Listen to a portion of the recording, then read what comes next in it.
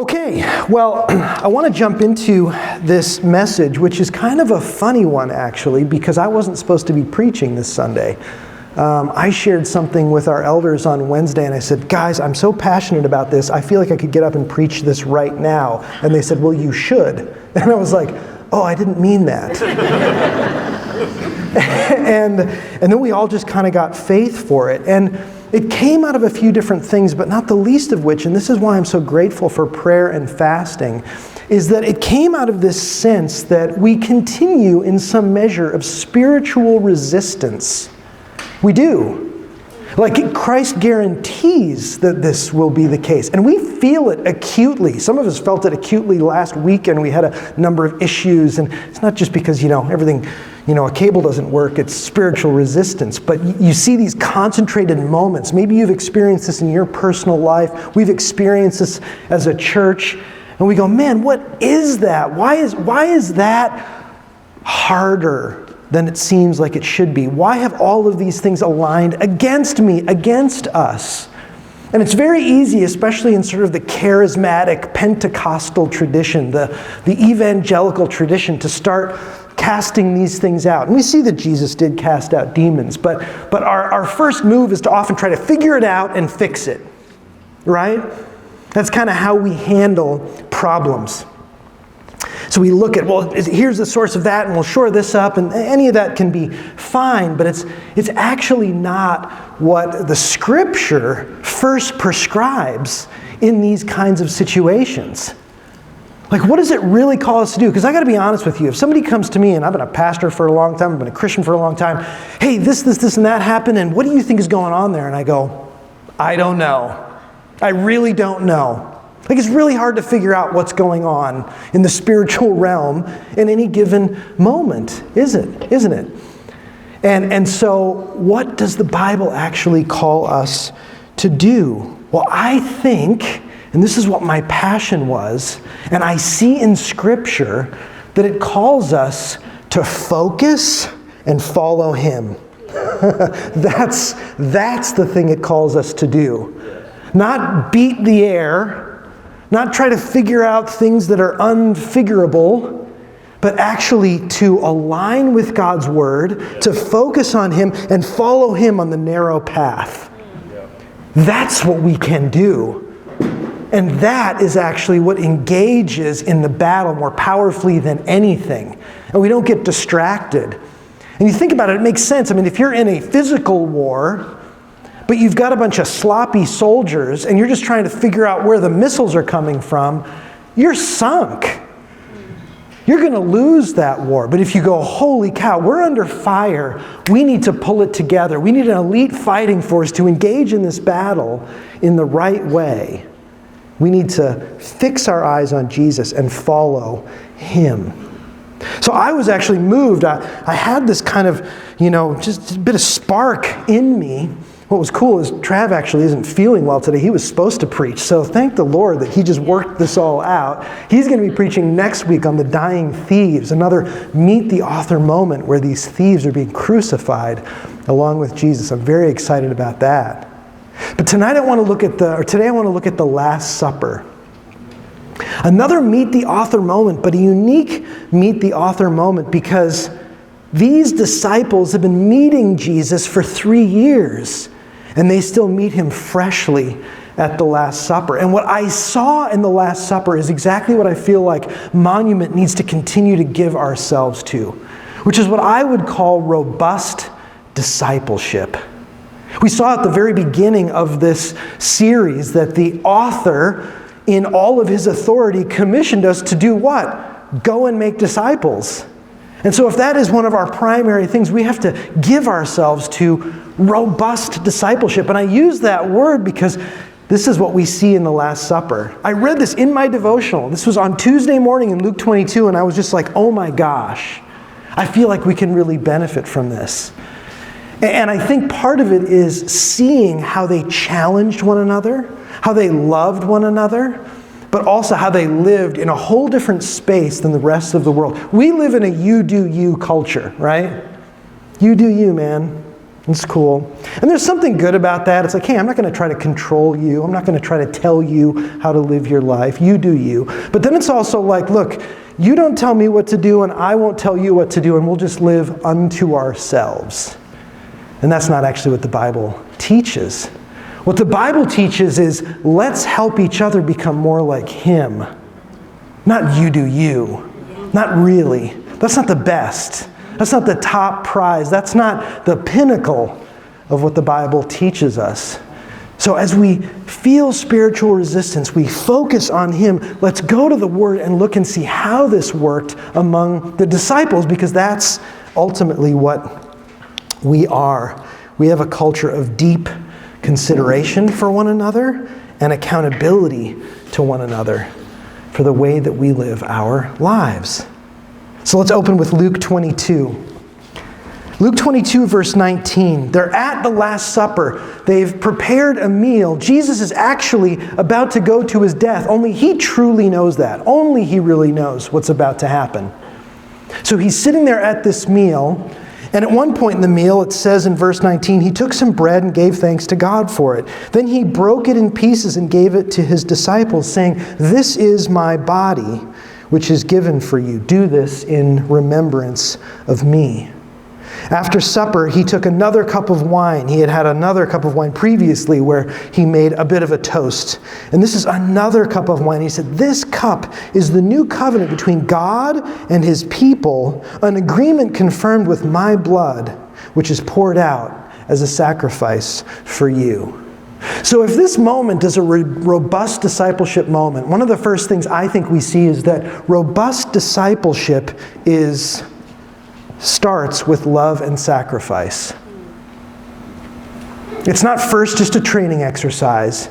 Jesus, as He gets into this, in the midst of this meal, just starts with, I am going to lay down my life for you. If you're new here, if you're exploring the claims of Jesus and Christianity, we just have to start with, this is the person of Jesus Christ. One who came to sacrifice His life for us.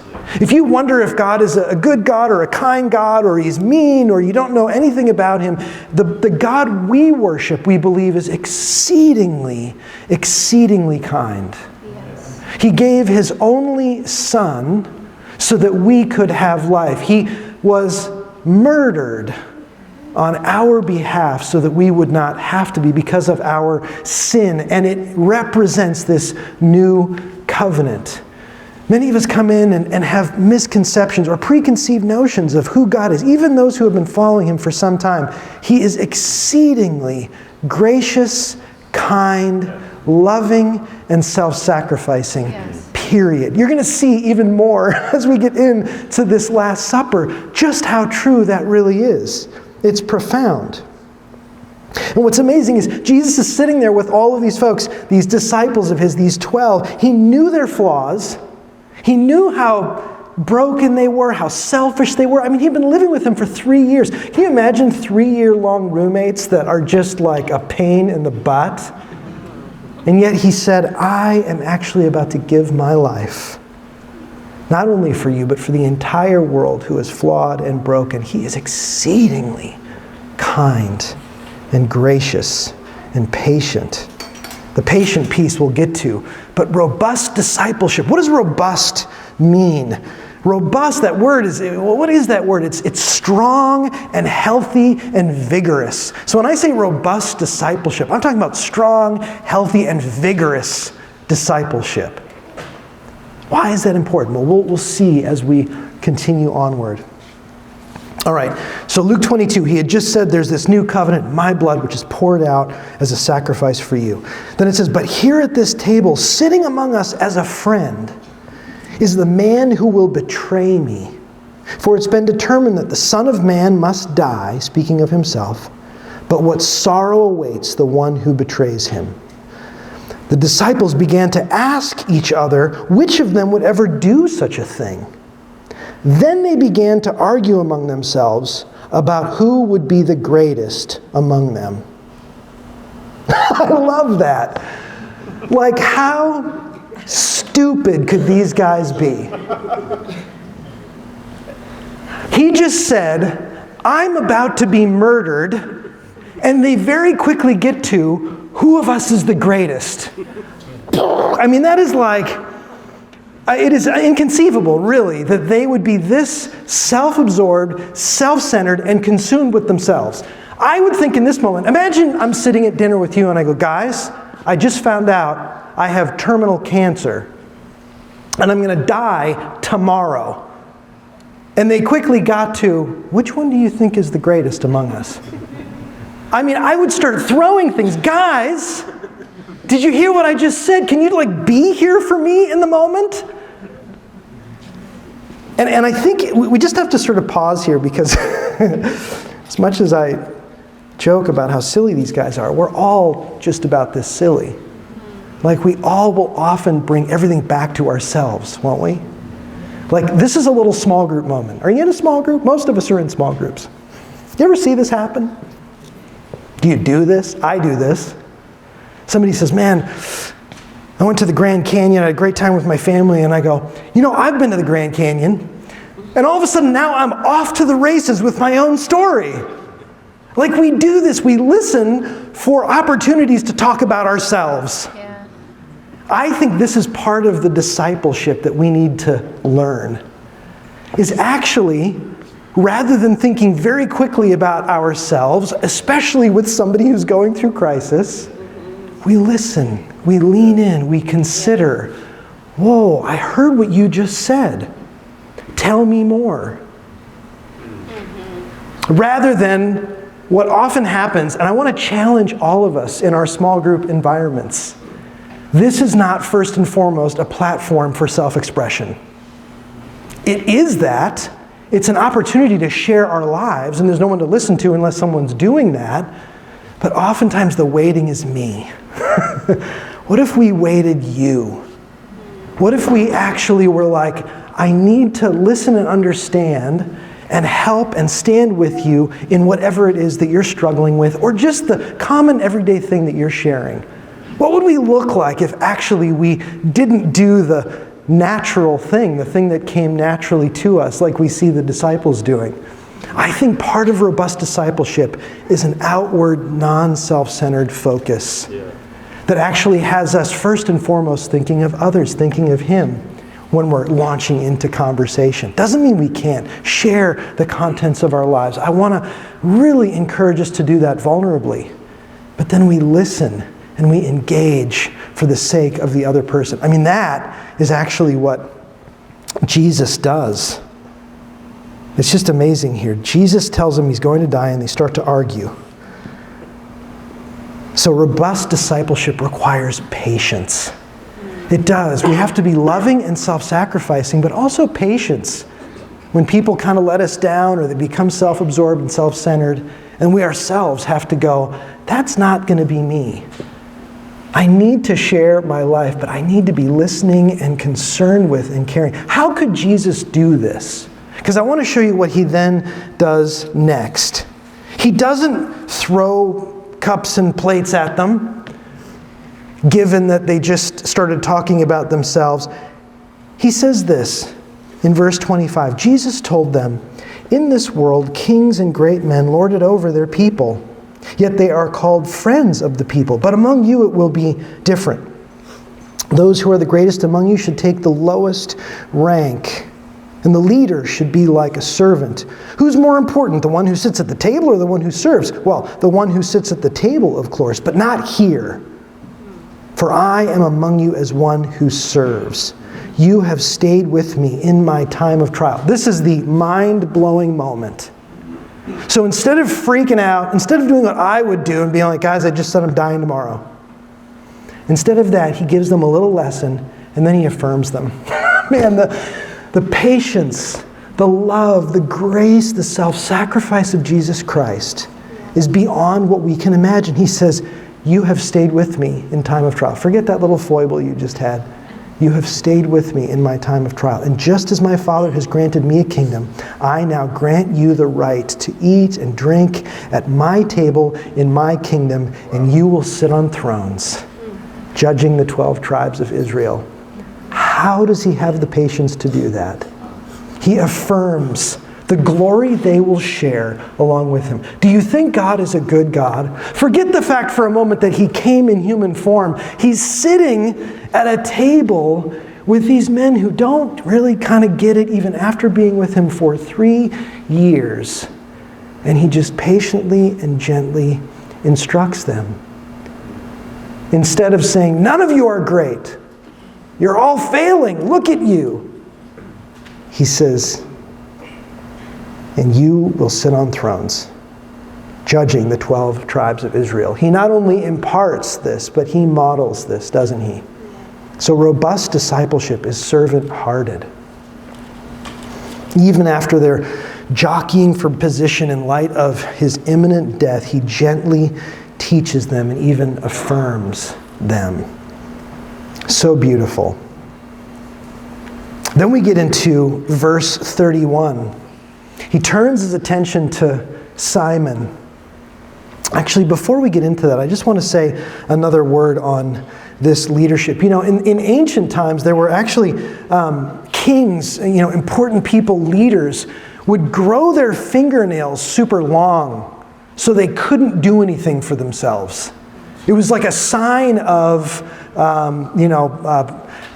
great wealth and rulership and leadership, and you couldn't even possibly physically do menial things. And that was the concept that Jesus was speaking into when he talks about lords lording it over people.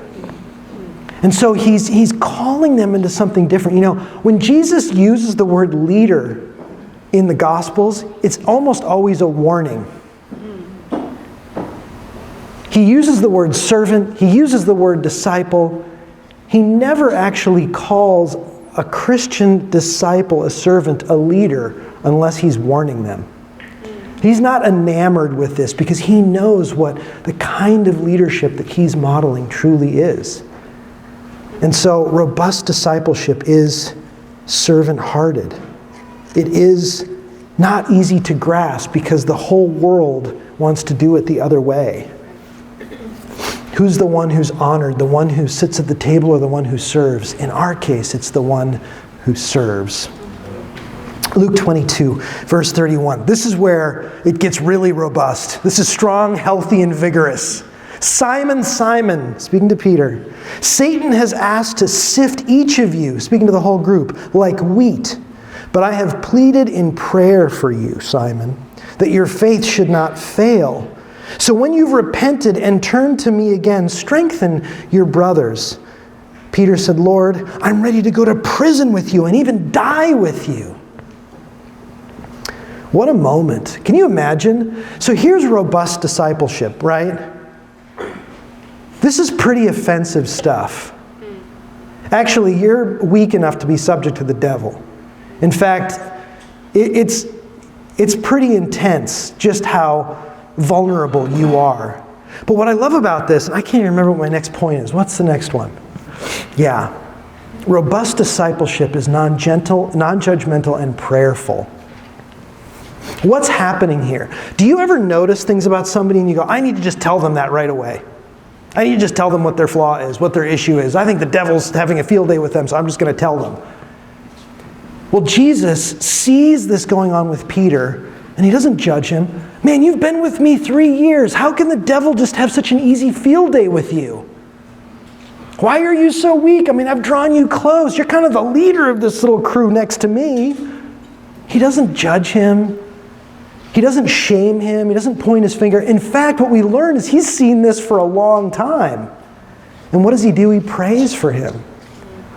You know, as I grow in maturity, hopefully I'm growing in maturity all the time, and even especially as I took on the leadership of this church, God's just giving me more and more discernment.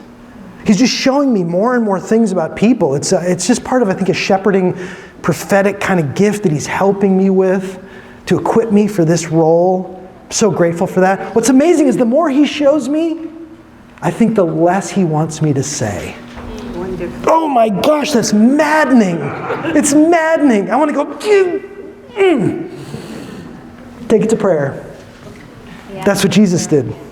He took it to prayer. He saw everything. Jesus saw everything. He would be exhausted if he had to point out everything he saw. Instead, he models right here that he took it to prayer. And he loves Peter so much, he's willing at this moment to tell him, hey man, I have to warn you. Are you willing to hear a warning from someone else? See, many of us might be willing to hear a warning from Jesus. Lord, tell me whatever it is that you want. I'll just receive it. But can I hear that from a brother or sister? We won't be sitting at the physical table with the physical Jesus anytime soon. Well, who knows? It could be tomorrow. Lord, let it be tomorrow. But if it isn't, we'll be sitting with one another in our small group environments and one-on-one. Can you hear a warning from someone? Now, in many ways, what he's modeling here is he has given his life for these people. I would hope they can hear. So that's why even the robust discipleship, the strong words that we may say, is preceded by an incredible love and self-sacrifice and patience. That's what comes before. Have you ever heard this thing of like you can't take a 10-ton load over a 5-ton bridge? If you haven't built relationship with somebody, you can't just start throwing a bunch of stuff at them. But are you able to hear a caution, a warning? That's part of what it means to be robust disciples, strong, healthy, and vigorous. We are so rooted and grounded in the love of God that we're not easily made insecure by something somebody might say, even if it's wrong. Anybody in this room can say anything to me.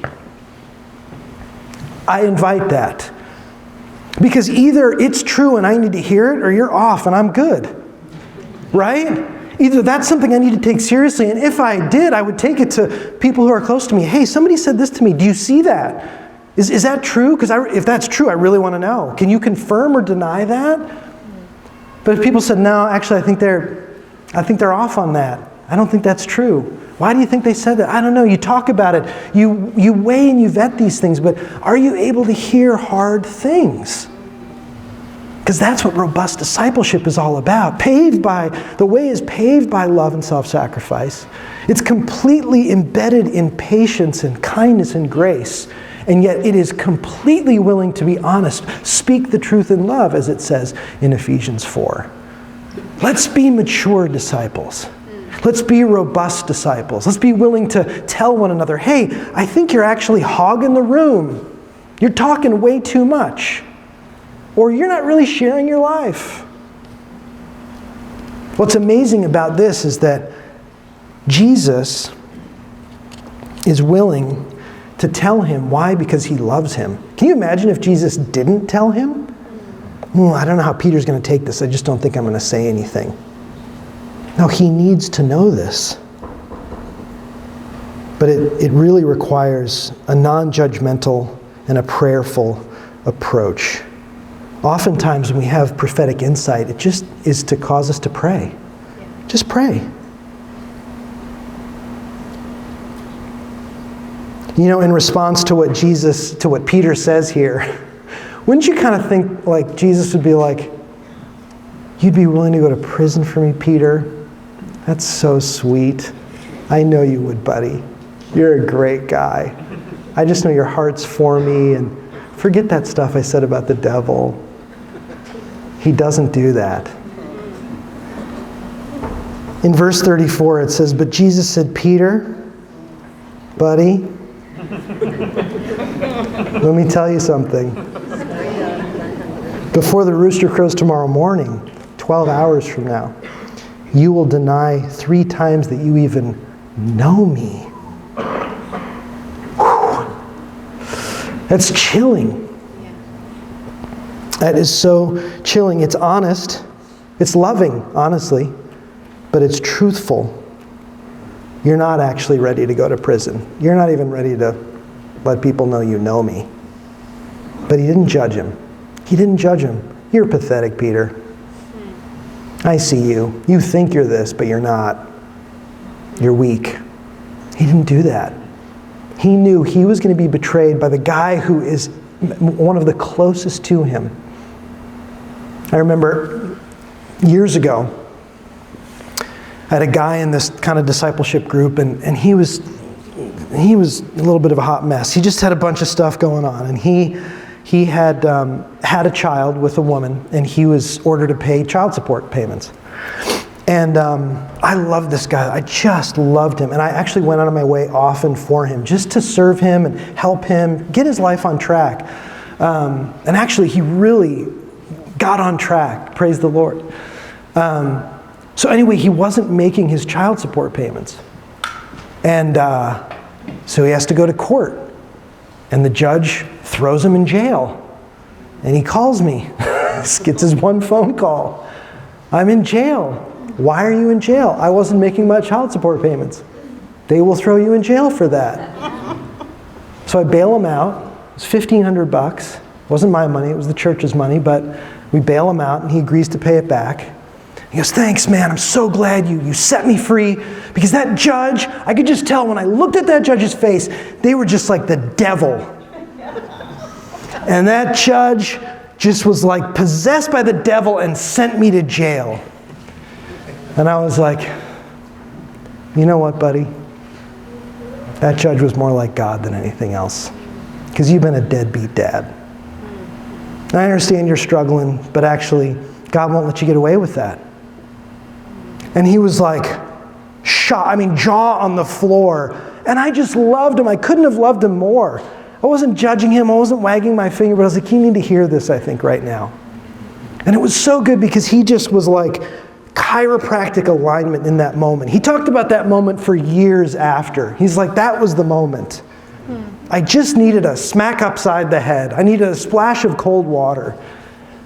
That's what Jesus is doing here with Peter. You know what, buddy? It's not quite like that. We need one another to help.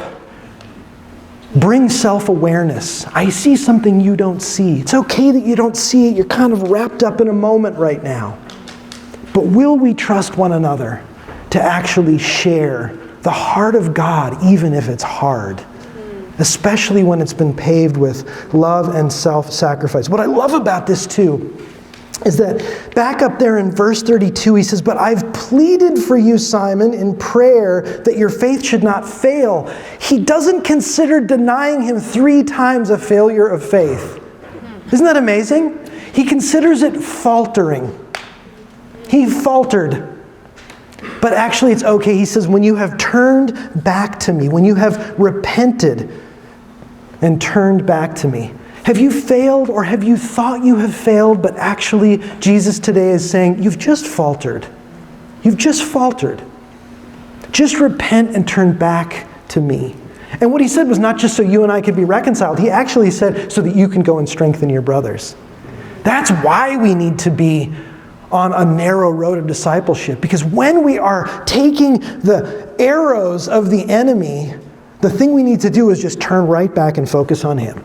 That's it. We don't need to try to figure out what the devil's doing and get all up into that. We can pray those things.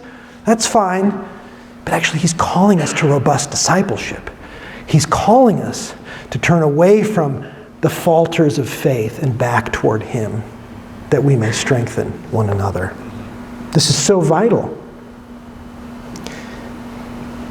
It's so important for us to be able to hear difficult things in tense moments. Wouldn't you want somebody to tackle you out of the way if you were about to be hit by a bus? It's uncomfortable. It hurts even sometimes. But actually, if we are a community of robust discipleship, we will be able to practice these very things that they did at the Last Supper. Final moment.